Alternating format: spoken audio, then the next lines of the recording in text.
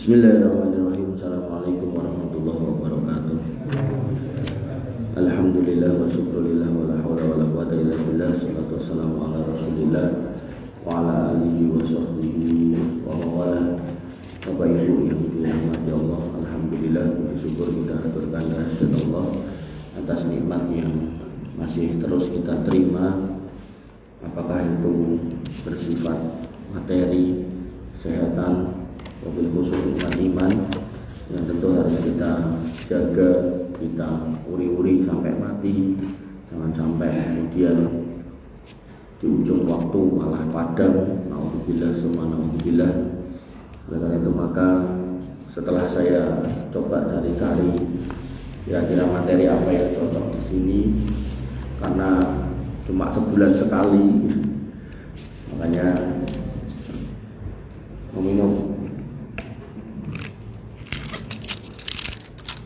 Saya coba nyari-nyari kira-kira apa gitu yang cocok.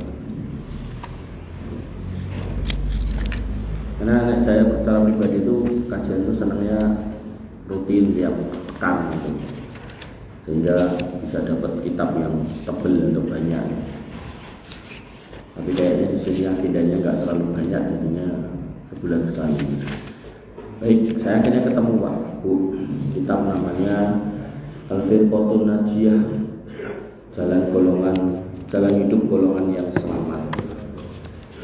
Ini kalau dalam bahasa Arab kitabnya judulnya Manhajul Firqatun Najiyah wa Ta'ifah Al-Mansurah. Jalan hidup Firqah Najiyah, kelompok yang selamat, wa Ta'ifah Mansurah, dan Ta'ifah yang kelompok juga yang mendapatkan pertolongan. Ta'ifah Mansurah ini sama orang LDI itu dicomot istilah Ta'ifah Mansurah, kemudian mereka menamakan diri sebagai Mansurin, orang-orang yang dapat pertolongan.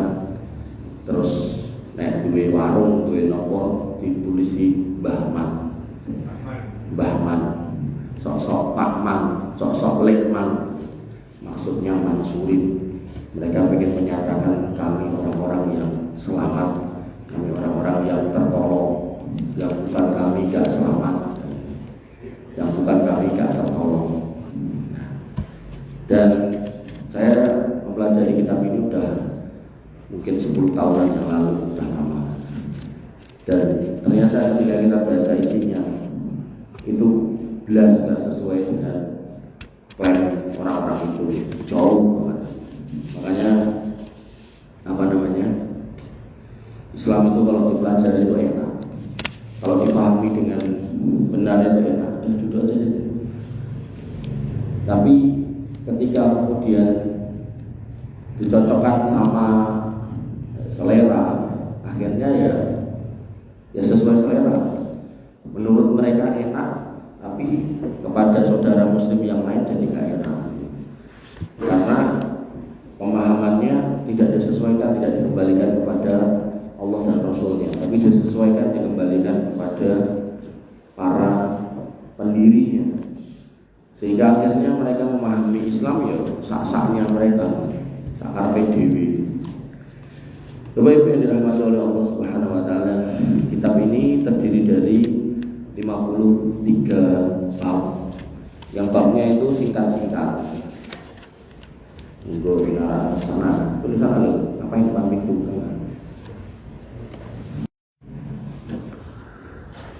Itu santri saya Pak, jadi tok-tok saya punya pesantren cilik-cilikan gitu. Santri saya rupanya semua nunggu Pak. Nah, ada 50 4 bab dan setiap bab itu isinya ringan, jadi nggak banyak. Makanya ya saya berharap justru dengan pertemuan sebulan sekali panjenengan bisa ya banyak bertanya, banyak mendiskusikan, karena isinya paling berapa ini? 2 lembar tiap bab rata-rata. Jadi mungkin ya setengah jam bisa selesai. Sehingga ya biar tambah hidup ya panjenengan, saran saya bisa bertanya, ampun diempet namun dipendem kita jadi gondong.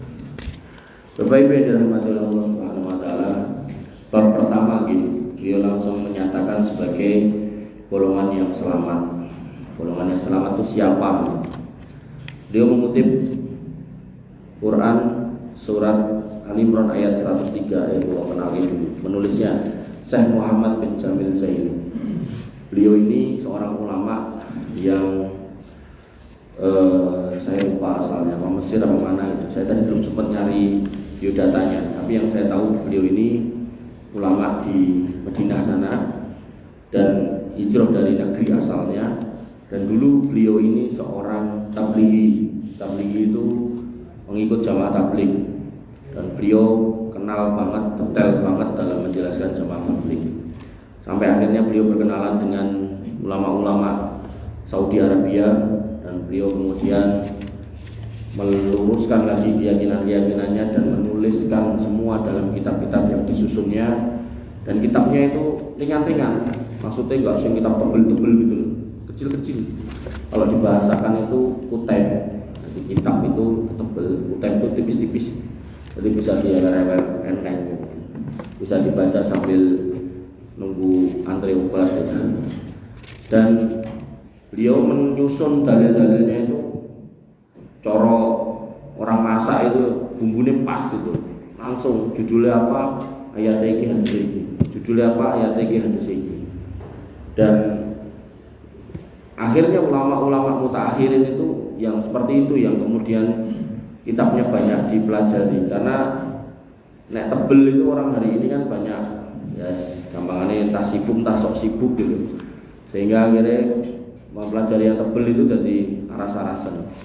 Makanya kayak Syekh Abdurrahman bin Nasir As-Sa'di, Syekh bin Baz, Syekh Utsaimin itu punya kitab yang tebel, tapi juga nyusun kitab-kitab yang tipis agar kemudian memudahkan orang untuk memahami agama. Bapak Ibu dirahmati oleh Allah Subhanahu wa taala, beliau sudah wafat.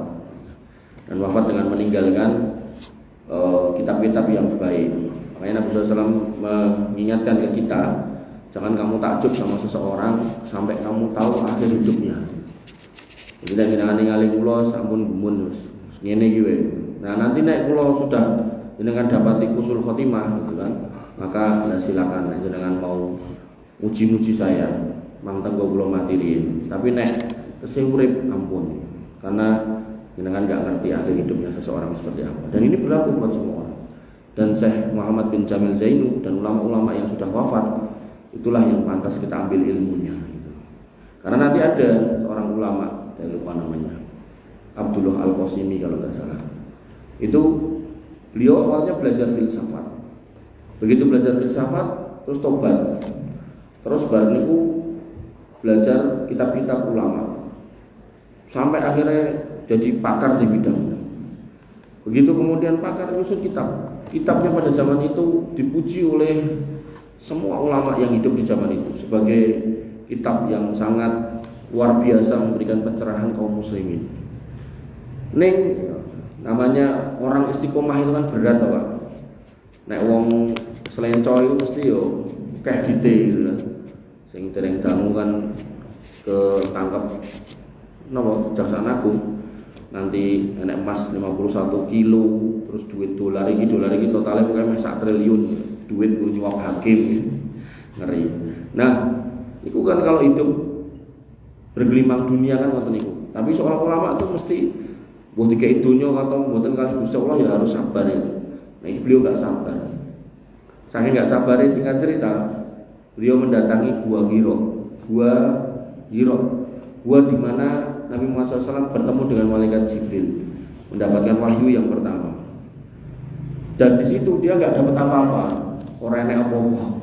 Dan kemudian dia mengatakan, aku datangi gua di mana Muhammad bertemu dengan Tuhannya, dan aku dapati Tuhan Muhammad nggak ada di situ. Coba, akhirnya murtad. Murtad tapi bukan keluar dari Islam. Islam ini dari Islam liberal gitu. Jadi Islam yang sono nikolah koyo sinten sing lagi rame niku Abu Janda Permadi Arya ning di dalam gereja ini nek salib gede banget, dia ngomong bahwasanya saya gak akan membela Palestina karena daripada saya membela Palestina gitu. Karena di Indonesia ini masih banyak Zionis syariah Auhamakola atau seperti itulah kalimatnya. Jadi dia gak mau bersama dengan kaum muslimin yang membela Palestina atau orang-orang Palestina, karena orang Islam di Indonesia ini masih banyak yang jadi Zionis syariah gitu. Jadi masih mengintimidasi non muslim dan seterusnya gitu. Walaupun ya harus kita timbang orang Islam yang mana, intimidasinya seperti apa kan gitu. Tapi kalau kita melihat secara mayoritas, orang non muslim hidup di Indonesia itu kan aman, terkendali, baik-baik aja. Buktinya 9 naga itu oh ya enak sing Islam, orang enak. Sing Islam 9 welut gitu. Ini menunjukkan bahwasanya mereka mendapatkan dunia gitu loh. Nah tenan itu kata-kata dia, ora enak. Non muslim sugih ora enak. Gitu. Nah, kita tekan sedemikian rupa, tapi ya enggak toh, mereka bisnis bebas, usaha bebas, dagang bebas, bahkan mau jadi pejabat ya kono gitu kan. Amak tenan mono kan, ora mungkin coba istrinya Ahok didadekke apa itu sama Pak Prabowo kan. Ini menunjukkan bahwasanya di Indonesia tuh orang non muslim hidupnya penak, bahkan duit bank paling gede se Asia Tenggara, Bank BCA itu wong kafir. Duit apa Unilever, perusahaan terbesar juga di Asia Tenggara termasuknya, nah, itu ya wong kafir. Belum lagi tambang-tambang lah. Kalau ini tak itu orang saya, makanya itulah orang munafik. Kalau orang munafik dulu Pak, itu nek ning ngadepane wong Islam rawani ngomong, meneng ya disimpen hati-hati. Kebenciannya itu disimpan di dalam hati. Sampai Allah katakan wa ma tukhfi suduruhum akbar, yang di dalam hatinya itu sebenarnya kebenciannya besar banget. Neng orang munafik sekarang gak disimpan, ditoke, diucapkan. Bahkan kalau dia mampu berbuat, melakukan, dilakukan, diperbuat dengan perbuatan. Makanya para ulama mengklasifikasikan atau menyebut, menggolongkan munafik sekarang itu bukan munafik, tapi zindik. Jadi udah di atasnya munafik. Jadi gak cuma disimpan terus wani ngetok kayak gitu. Sudah berani mencaci maki kaum muslimin. Maka Bapak Ibu yang dirahmati oleh Allah Subhanahu wa taala, kembali ke sini. Ya, bab pertama beliau langsung memasukkan siapa itu golongan yang selamat. Beliau mengutip firman Allah Subhanahu wa taala pada Quran surat Al-Imran ayat 103, wa atasimu bihablillahi jami'a wa la tafarraqu. Meminum. Berpeganglah pada tali Allah semuanya dan jangan berpecah belah. Artinya Allah menginginkan kita bersatu di atas agama ini. Ini menjadi asas golongan yang selamat. Artinya orang-orang yang selamat adalah orang-orang yang berpegangan pada agama yang satu, yaitu Islam. Orang-orang yang selamat adalah orang-orang yang mengikuti Islam yang dibawa oleh Rasulullah. Nah, jadi prinsipnya secara garis besarnya yang bermelu Islam itu selamat, itu dulu. Nah, Islam yang seperti apa? Beliau kemudian mengutip pada ayat berikutnya atau poin berikutnya, poin yang kedua, wala takunu minal musyrikin. Jadi kalau orang Islam jangan menjadi orang musyrik. Nanti jenengan akan dapati wong ajeng nglarung ndas kebu ning lautan diwocokke Al-Fatihah. Enten sing ajeng buak ndas wedhus gara-gara gununge meh bledos atau gununge wedhus gembele wis metu dincali ndas wedhus diwacake sholawatan. Nah, ini yang dimaksud oleh Quran wa tasimu bihablillahi jami'a wa la tafarraqu, bahwasanya masuk Islam ini jangan dicampuri dengan kesyirikan. Jangan pernah berbuat kesyirikan. Nanti ada orang Islam yang tinggal di satu kampung, beberapa wargane sakit, kemudian muncullah orang-orang yang jahil tentang akidah kemudian ngomong ki kampungnya kudu diruat, nek gak diruat kok lak tambah akeh sing lara. Kudu enek bersih desa, ngerti desa, piye carane anggap wayang, golek keledek dan sak piturute. Dan itu benar-benar ada sampai hari ini. Nah, Yang beliau mau adalah wa'tasimu bihablillah jami'ah, dan jangan menjadi wala takunu minal musyrikin. Jangan menjadi orang-orang yang ada di barisan kaum musyrikin. Jadi nek iman yo iman aja, enggak usah dicampuri dengan aneh-aneh. Kalau punya masalah minta sama Allah, jangan minta kepada selainnya. Kalau ada penyakit, ada musibah, ada wabah, minta kepada Allah perlindungan, istighosah kepada Allah, jangan kepada yang lainnya. Nanti ada orang yang kemudian ngomong ke temannya, kowe ora ngerti to khasiate kol-kolan ning makame Habib Fulan bin Fulan. Engko iso entuk ngene ngono. Akhirnya ke sana. Sampai sana wis dicepake wiritan tertentu, wis dicepake bacaan tertentu. Ya Habib Fulan bin Fulan, sahilana bil fulus, kertas merah yang halus-halus gitu. Wah Habib Fulan bin Fulan, mudahan kami dapat duit. Duitnya kudune sing abang, sing biru moh, wis ngono kudu sing halus sisane, sing ruset moh gitu. Jadi sampai digaweke napa mujarobat, digaweke donga-donga, wiritan, sholawatan. Masya Allah, mengerikan ya. Makanya beliau sekali lagi mengatakan pada poin yang kedua, wala takunu minal musyrikin. Jadi kalau memang mau berpegang pada agama Allah, ya agama yang tidak ada campuran kesyirikannya. Kemudian pada poin yang ketiga, beliau mengutip sabda Nabi SAW.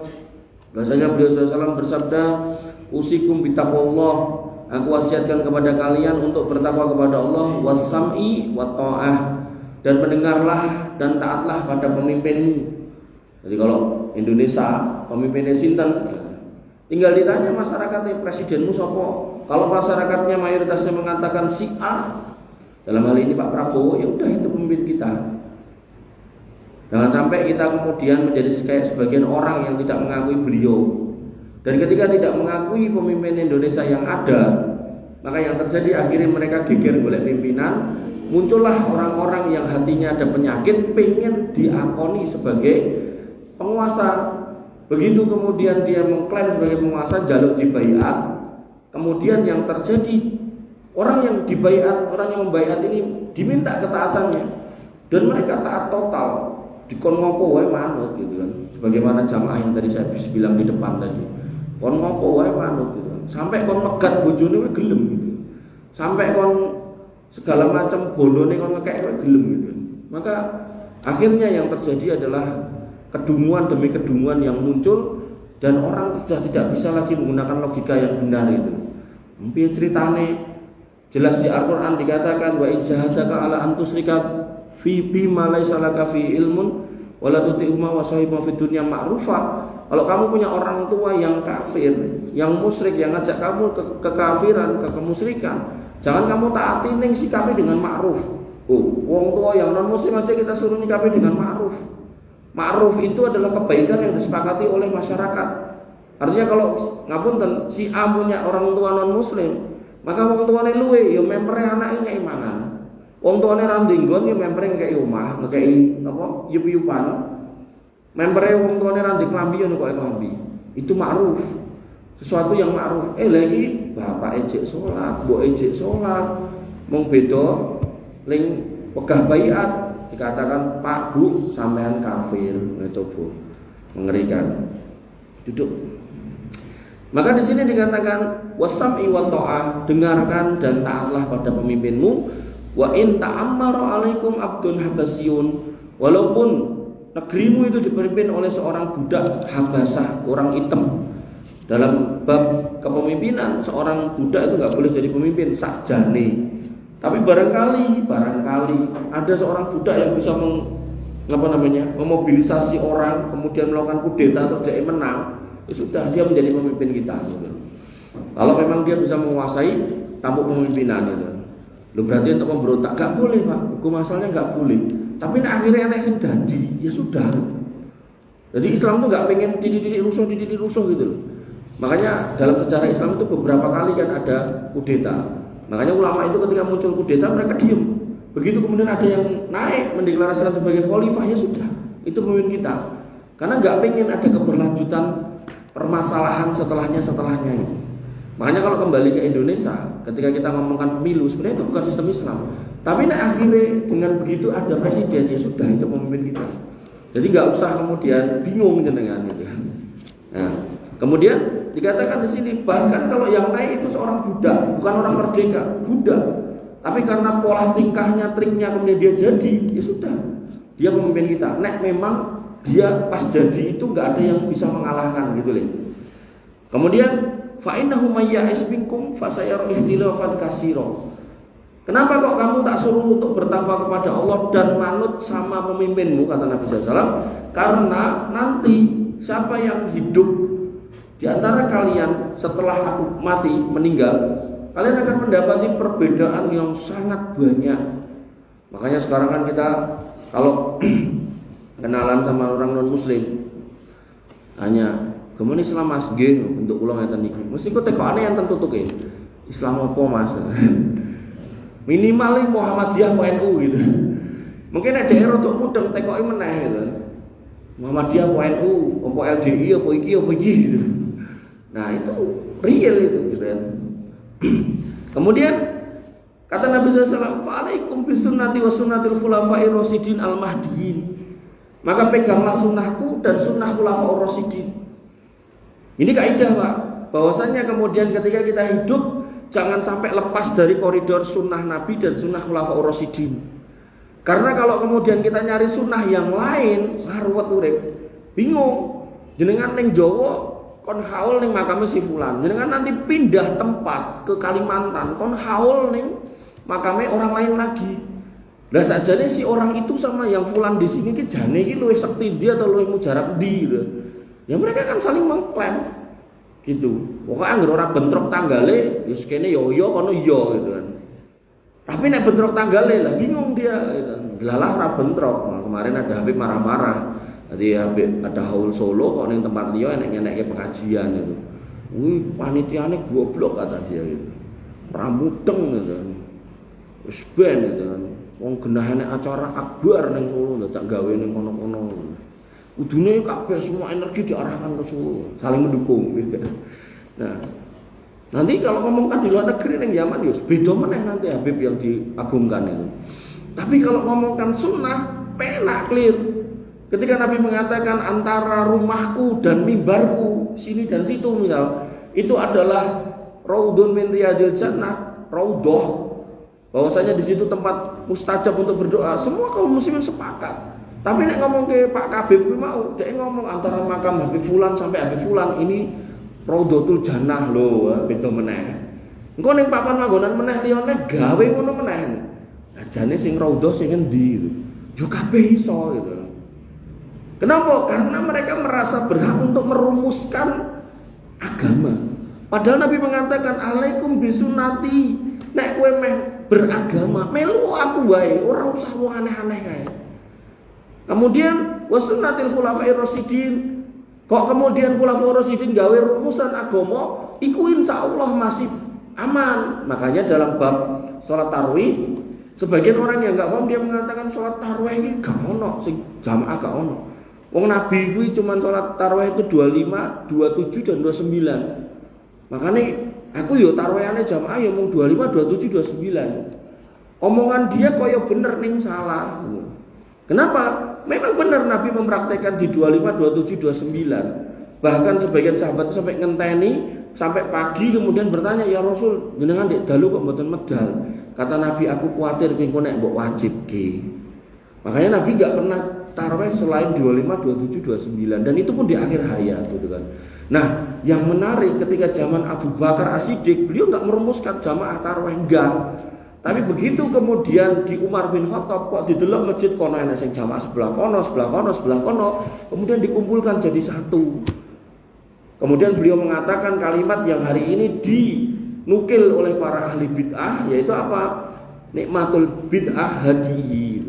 Dijamaahke, dikumpulke, kemudian Khalifah Umar mengatakan iki lho bid'ah sing enak sing apik iki gitu kan. Nah, permasalahannya adalah Umar bin Khattab ini adalah khulafaur rasyidin. Dan cara bahasa hukum, beliau itu punya legal standing untuk memutuskan, merumuskan sebagian dari syariat. Makanya kalau kemudian beliau mewajibkan pada waktu itu masjid itu diadakan jamaah tarawih, Ning nek jamaah ya terserah nih mangkat entuk orang mboten napa-napa, tapi masjidnya itu ada imamnya, ada sing salat gitu lho. Nah, tapi jamaah terserah silakan. Meh bendino monggo mboten nggih mboten napa-napa gitu kan. Nah, maka sejak itu sampai hari ini di Mekah dan Madinah itu ada sholat tarawih berjamaah. Sehingga rumusan sholat tarawih berjamaah memang lahir dari Khalifah Umar bin Khattab. Lah secara legal boleh, bener. Kenapa? Lah Nabi udah ngomong alaikum bisunnati wa sunnati khulafair rasyidin al mahdiyyin. Jadi kowe melu aku utawa melu khulafaur rasyidin. Karena khulafaur rasyidin ini adalah sahabat yang terpercaya. Dia juga termasuk 10 orang yang dijamin masuk surga, dan dia sudah mendapatkan lagi label sebagai khulafaur rasyidin, khalifah yang mendapat petunjuk, al-mahdiyyin, yang di atas hidayah. Jadi dia harus komplit gitu. Maka nek iki dirumuske karo Kabib fulan, nah iki piye gitu loh. Nah kan anake Nabi, putune Nabi, lah bae ora nglakoni ngono kok gitu kan.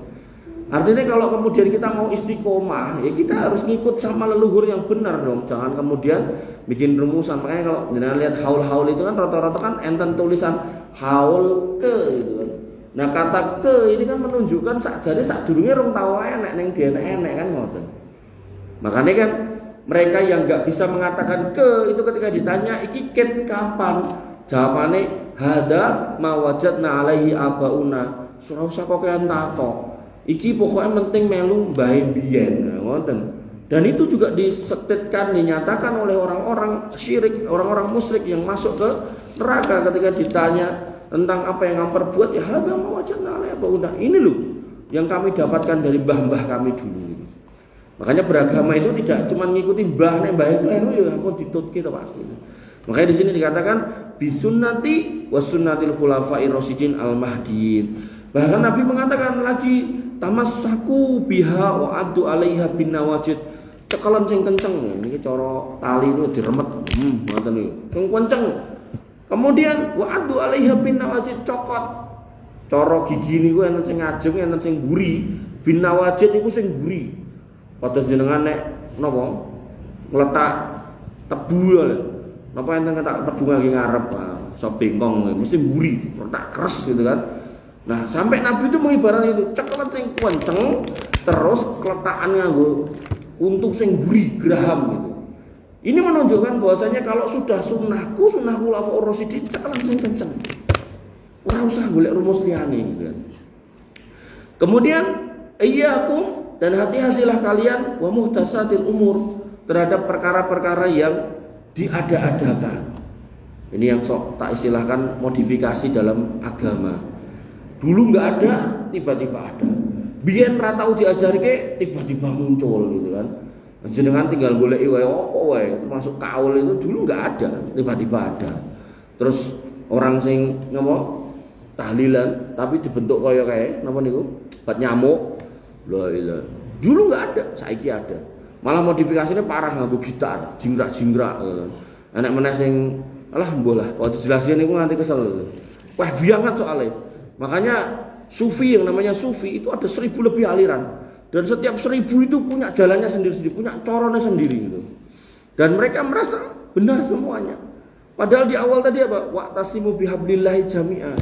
Nek beragama yo melu karo nabi siji wae, ora kemudian okeh-okeh kayak gitu. Fa inna kullu muhdatsatin bid'ah. Semua perkara yang diada-adakan itu bid'ah. Wa kullu bid'atin dolalah, semua yang bid'ah yang diada-adakan itu sesat. Wa kullu dolalatin finnar, dan semua yang sesat di neraka. Ini sing ngomong sinten Pak? Wow, di depan tadi saya bilang sinten Pak? Nabi. Jadi perkataan bid'ah sesat, yang baru bid'ah sesat, setiap sesat ini yang ngomong Nabi. Neng lucu nek sakniki ini disampaikan oleh seorang ustadz, oleh seorang dai. Mau minta apa? Minum lagi? Pulang. Tuh sama Mas Angga, karena mulai nggak? Nah, sakniki kalau ini disampaikan, ya. Terus direkamnya tadi, terus baru itu diduduhke orang-orang sing uri-uri ngoten niku. Delok, walah wis nek wis jenggot dawa, didik-didik bid'ah, terakhir ujung-ujungnya tuduhane Wahabi. Mesti niku.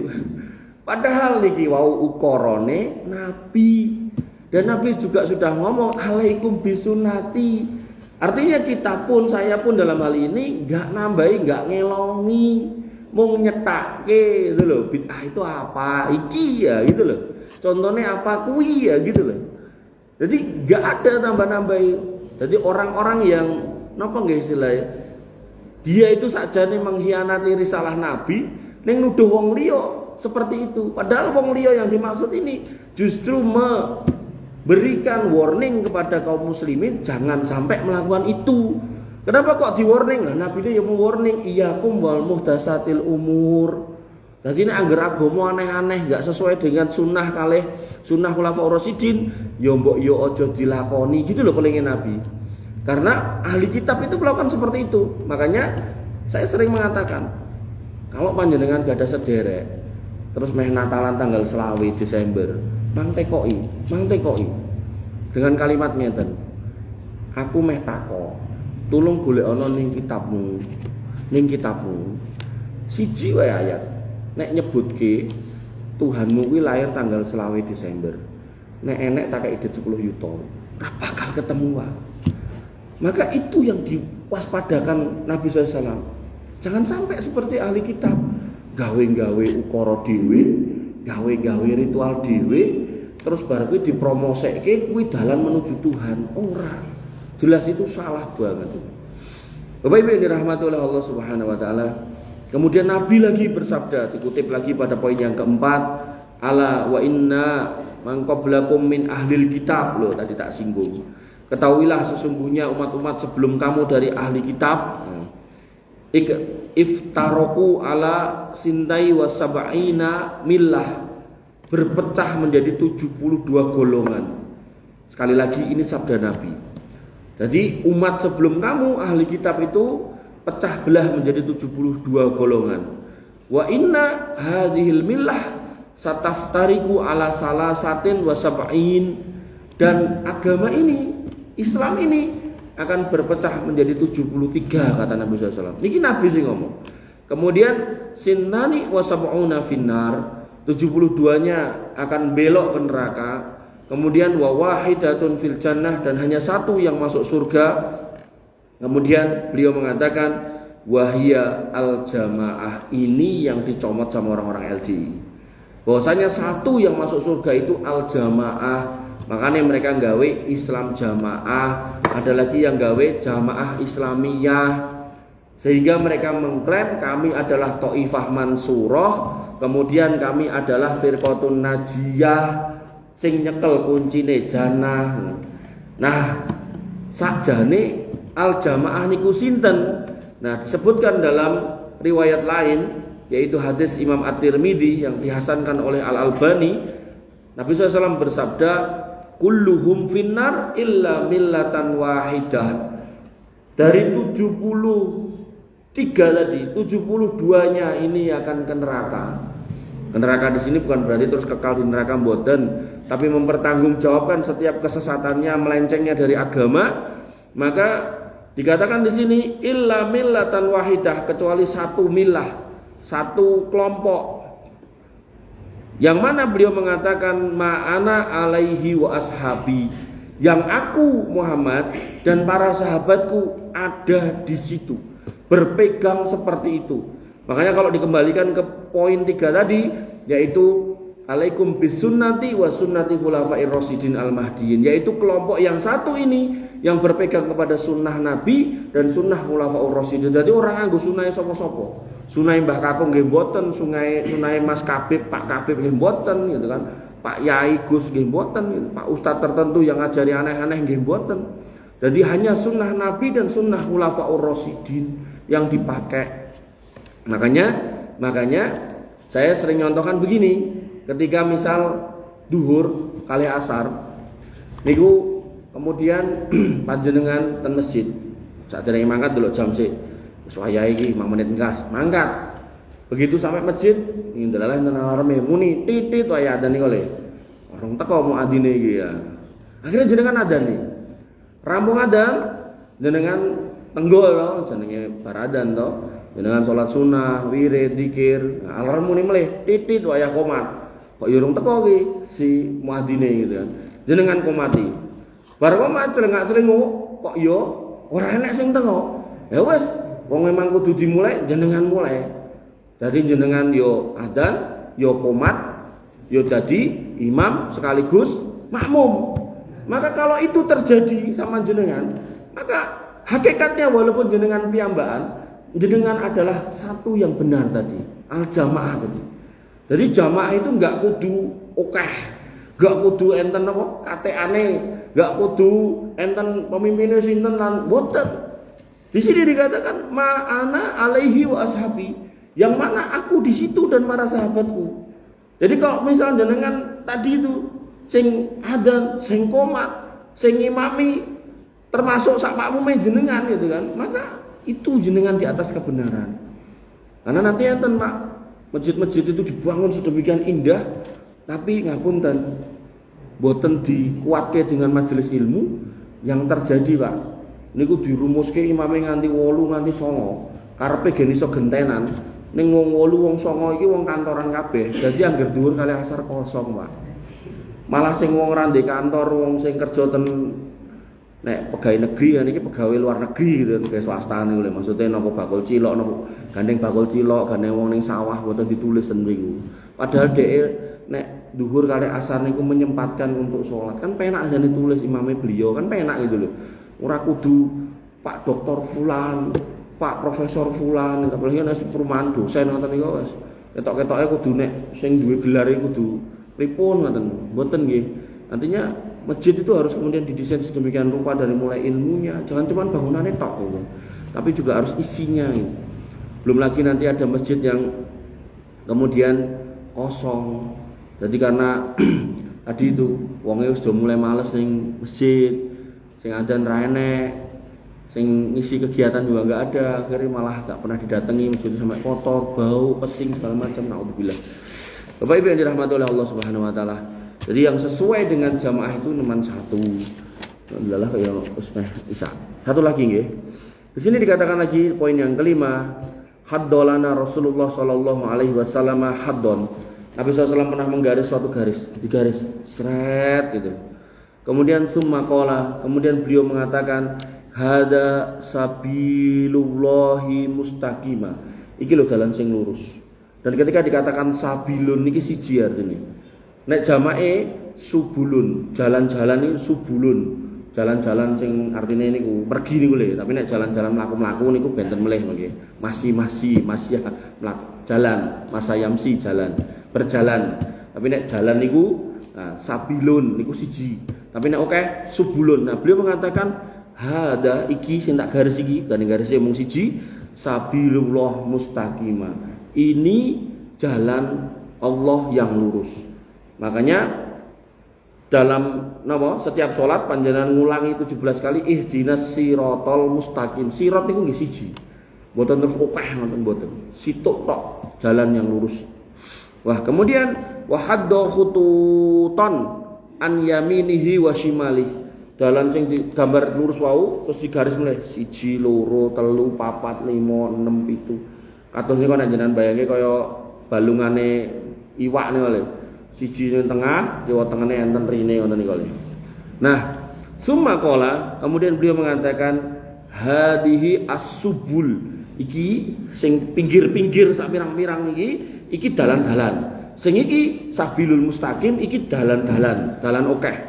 Kemudian beliau mengatakan laisa minha sabilun illa alaihi syaitonun yad'u ilaihi. Kabeh iki mau dalan sing sak pirang-pirang iki mau, setiap dalane iki mau enek setan sing ngajak mrono.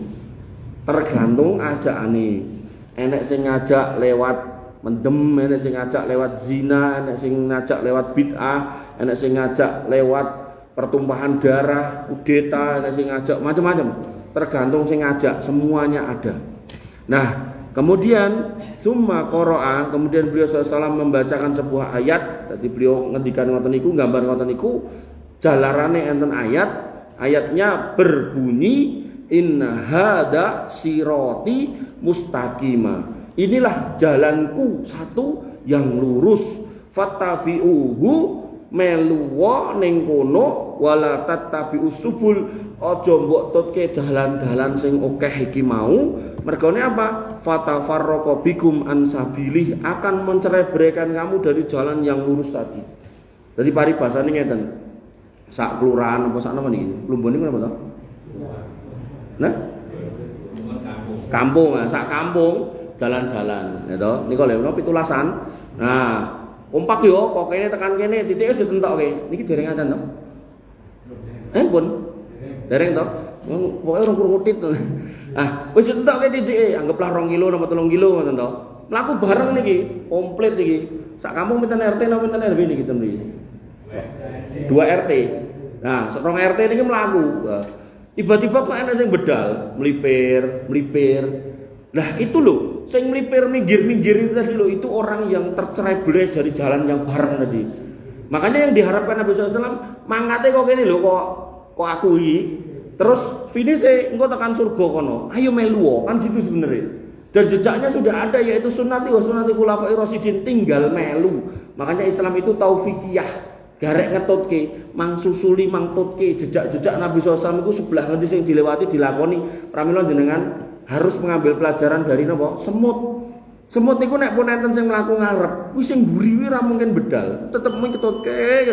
Karena dhek kuwatir nek anti bedal kok bakalan cilaka. Makane sing ditutke niku, makane sing ngarep pun kalau mlaku, dhek juga golek kiwa tengen golek dalan. Sampai ketemu dalan sing selamat, nah sambil jalan itu dhek menebarkan apa bahasane niku? Kimia yang dia punya, nggo tondo mburine gen ngetutke. Nah, Nabi SAW sudah meninggalkan sunnati wa sunnati khulafair rasyidin al-mahdiyyin tadi. Nah, kemudian beliau mengatakan wala tattabi'u subul fatafarraqu bikum an sabilih dzalikum wasaqum bihi la'allakum tattaqun. Itu kami wasiatkan kepada kalian agar kalian menjadi orang-orang yang bertakwa. Bapak Ibu yang dirahmati oleh Allah Subhanahu wa taala, kesenten sekedhik tapi mboten napa, mbok pilih niki yang bisa saya sampaikan. Pada poin pertama kesimpulannya, beliau rahimahullah Syekh Muhammad bin Jamil Zainu benar-benar menunjukkan kepada kita atau mengarahkan kepada kita pada satu pengertian bahwasanya jalan selamat itu bukan karena ormas tertentu, bukan karena ikut orang tertentu dalam artian selain Nabi SAW, tapi jalan selamat itu adalah mengikuti sunnah Nabi dan para sahabatnya. Makanya Imam Malik, salah satu dari imam 4, yaitu Abu Hanifah, Malik, kemudian ada Asy-Syafi'i, kemudian ada Hambali. Imam Malik niki pernah duding kuburan Nabi. Wong Jawa aja duding kuburan kok tangane kiting. Nah, Imam Malik malah duding sing diduding kuburan Nabi, dan beliau mengatakan hanya dia yang tinggal di kuburan ini, satu-satunya manusia di kolong langit yang omongannya harus kita ikuti. Artinya kalau kita mau beragama kembali ke apa yang disampaikan oleh dia yang tinggal di kuburan itu sambil duding makam Nabi SAW, maka insya Allah itu asas keselamatan. Nek sing digoleki kok kuburan-kuburan liya, ya insya Allah salah dalan, dan itu bagian dari subul tadi loh, sing sak pirang-pirang niku wau. Dan jumlahnya akeh.